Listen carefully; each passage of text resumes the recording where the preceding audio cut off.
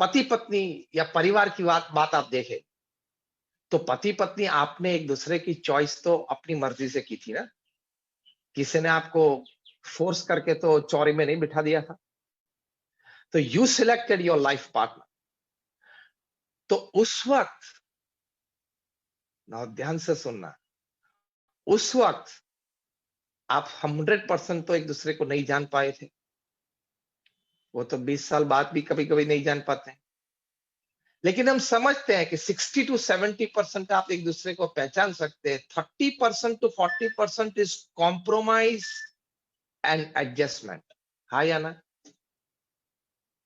30 to 40% of your married life, of your family life, is adjustment, is compromise, जिसको हम सद्भाव और संवादिता बोलते हैं।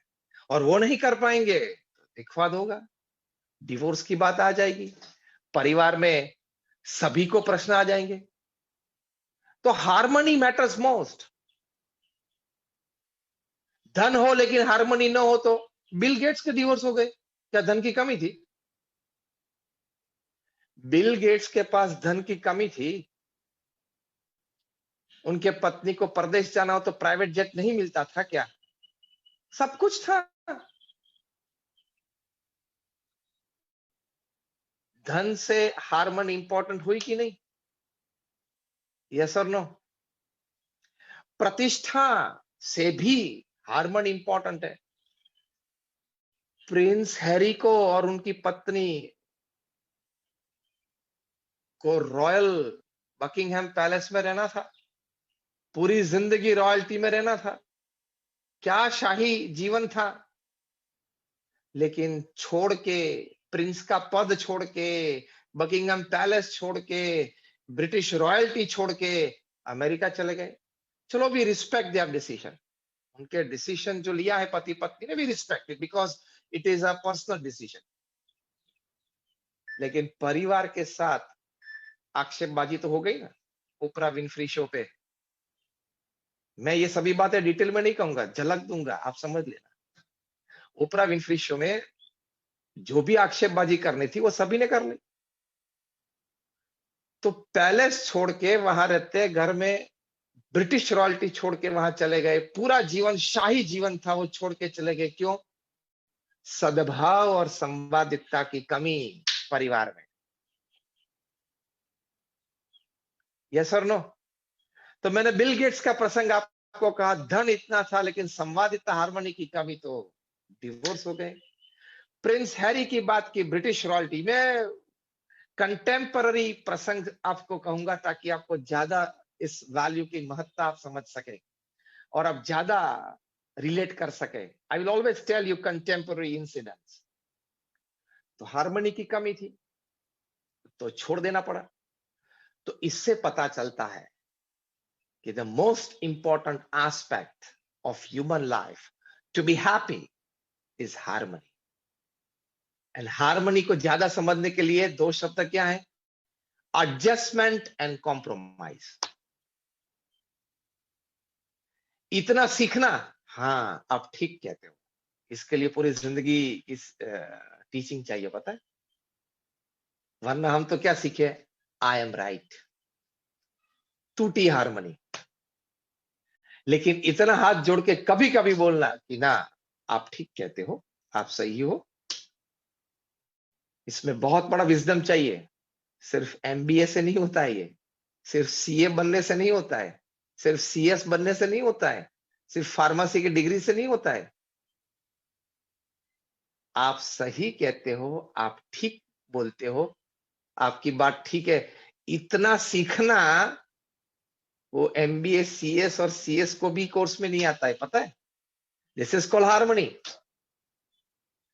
वरना डॉटर इन लॉ क्या समझती है? आई एम एमबीए और मेरी सास है, वो तो 10वीं कक्षा पास, वो मुझे समझ ही नहीं पा रही है। लेकिन भाई साहब, वो सास वो घर में 40 साल से वो घर चला रही है।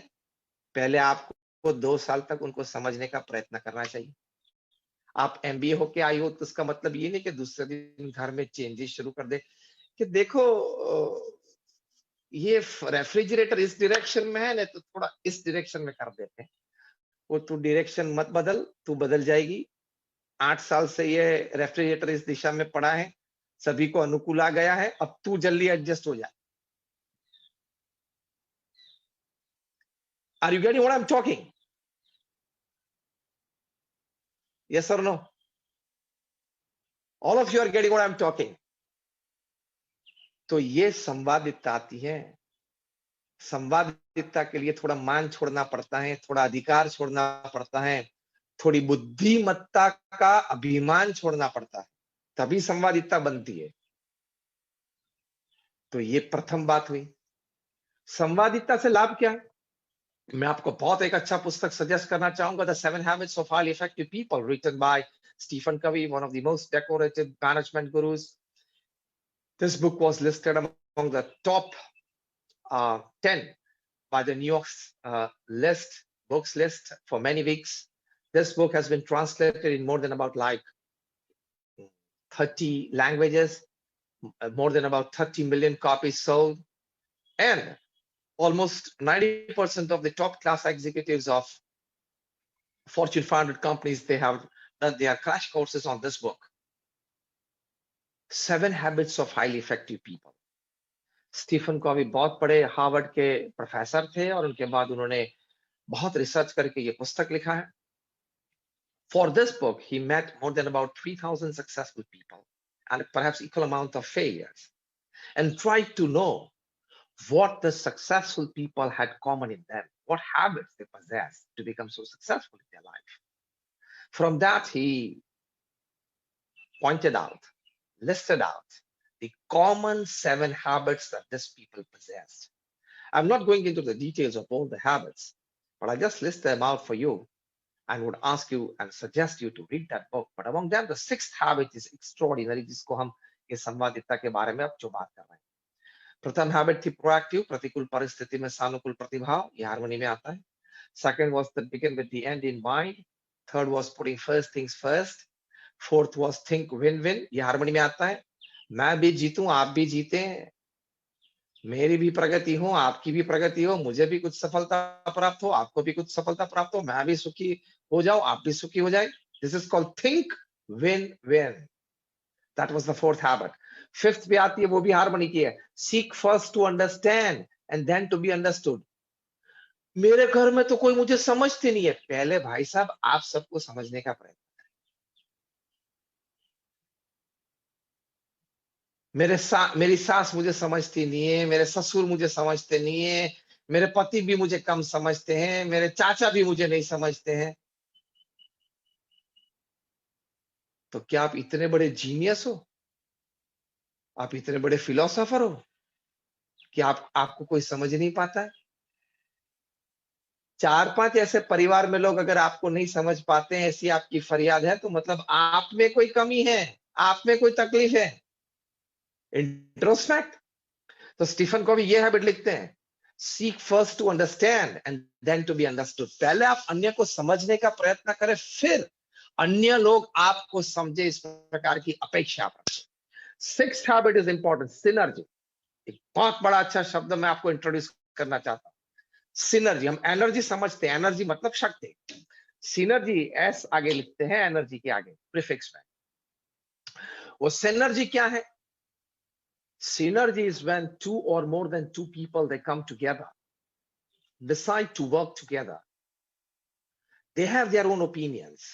जो आपको अभी बोर्ड ऑफ डायरेक्टर्स की निमणूक हुई है, उसमें आपको पहली मीटिंग से ही पता चलने लगेगा कि डिफरेंस ऑफ ओपिनियन तो चलते रहते हैं कि ये प्रवृत्ति हम करें, ये पहले करें, ये बाद में करें, ये प्रवृत्ति इस प्रकार से करें, इस प्रकार से करें, चलते रहेंगे।